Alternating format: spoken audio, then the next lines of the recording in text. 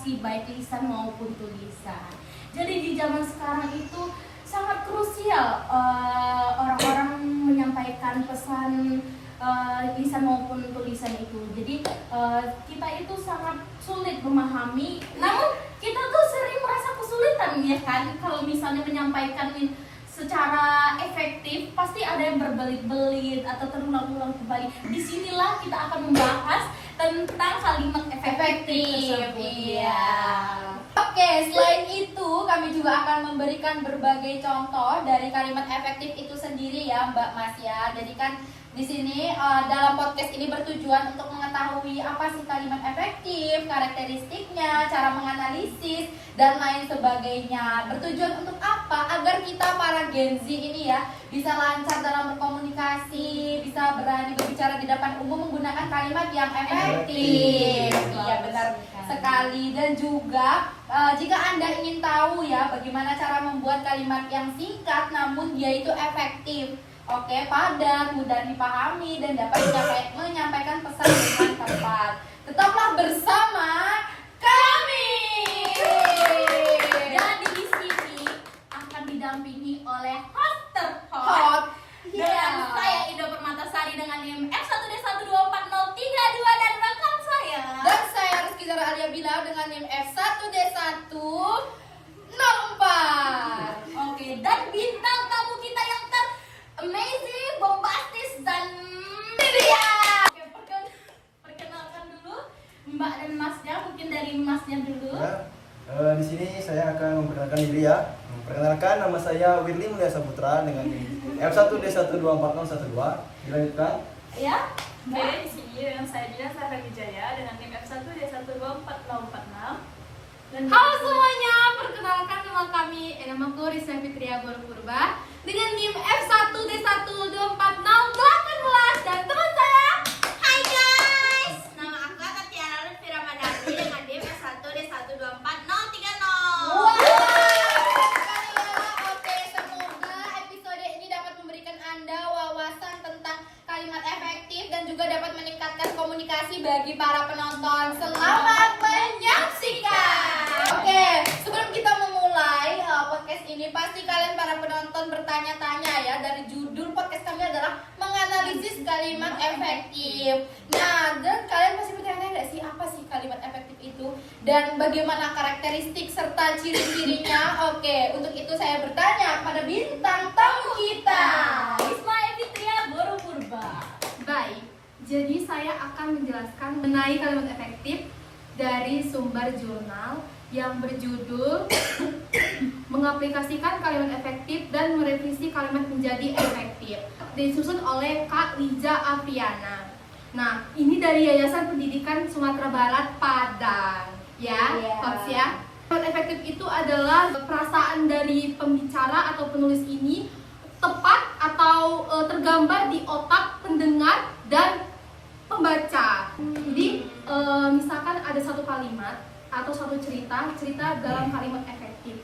Nah itu tergambar di otak sang pembaca sama seperti si penulis yang menceritakan. Mudah dipahami. Iya, mudah dipahami. Oke, benar sekali. Jadi begitu ya penonton. Jadi itu kalimat efektif itu ialah kalimat yang gagasannya itu sama dengan pemikiran sang pembaca.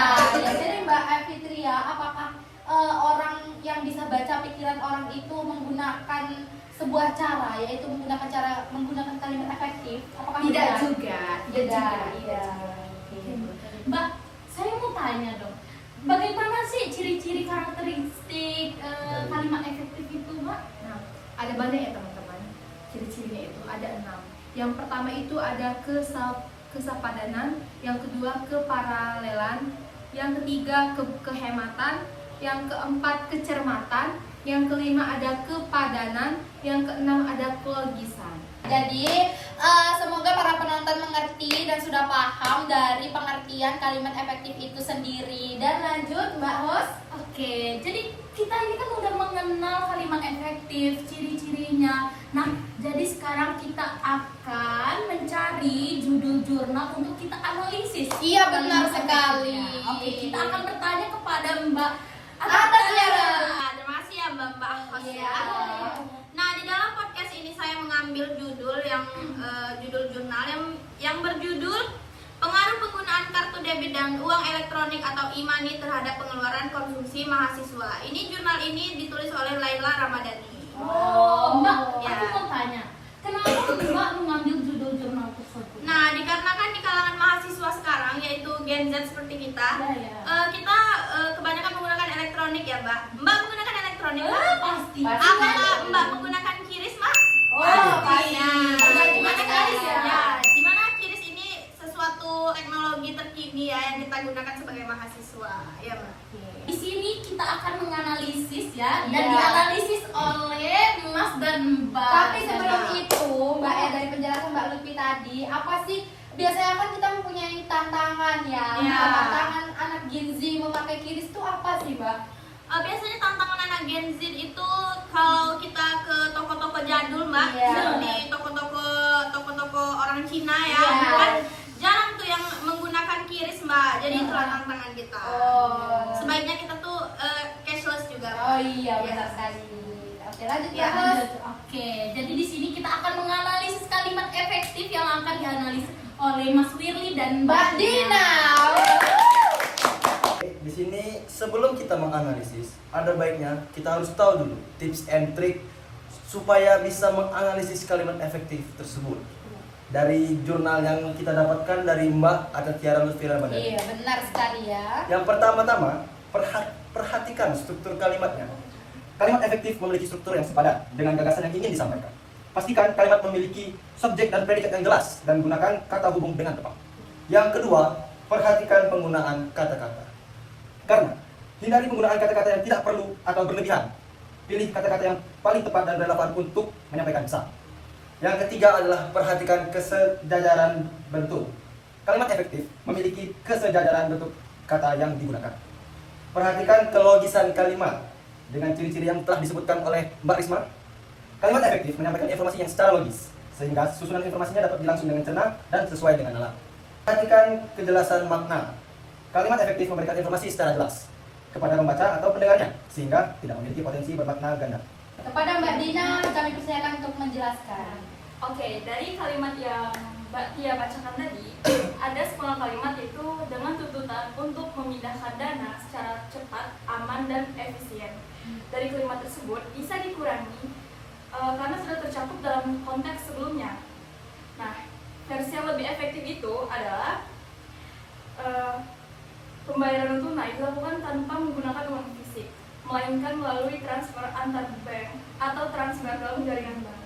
Selain itu, fasilitas yang disediakan bank seperti kartu ATM, kartu debit, dan uang elektronik atau e-money juga digunakan karena perluasan kebutuhan masyarakat untuk melakukan transaksi yang cepat, aman, dan efisien. Inovasi dalam teknologi sistem pembayaran berkembang pesat, menawarkan berbagai kemudahan dalam bertransaksi. Jadi kalimat yang kurang efektif dari kalimat yang saya sebutkan tadi itu dengan tuntutan untuk memindahkan dana secara cepat, aman, dan efisien. Dari kalimat yang kurang efektif itu bisa kita ubah menjadi karena perluasan kebutuhan masyarakat untuk melakukan transaksi yang cepat, aman, dan efisien. Jadi itu Penjelasannya. Oke, tepuk tangan dulu untuk para penjelasan bintang tamu kita. Jadi setelah dijelaskan tadi, jadi lebih mudah dipahami. Iya, dan juga konten ini bisa bermanfaat bagi para penonton ya, sebagai konten pendidikan juga ya, Mbak Masya. Betul. Oke, karena waktu sudah mepet, sudah mau habis juga, jadi mungkin itu saja yang dapat kita sampaikan. Kita tutup ya, Mbak ya. Oke. Kita tutup, mohon maaf jika ada kesalahan karena kami manusia biasa dan mahasiswa biasa dari Prodi Teknik Pertambangan.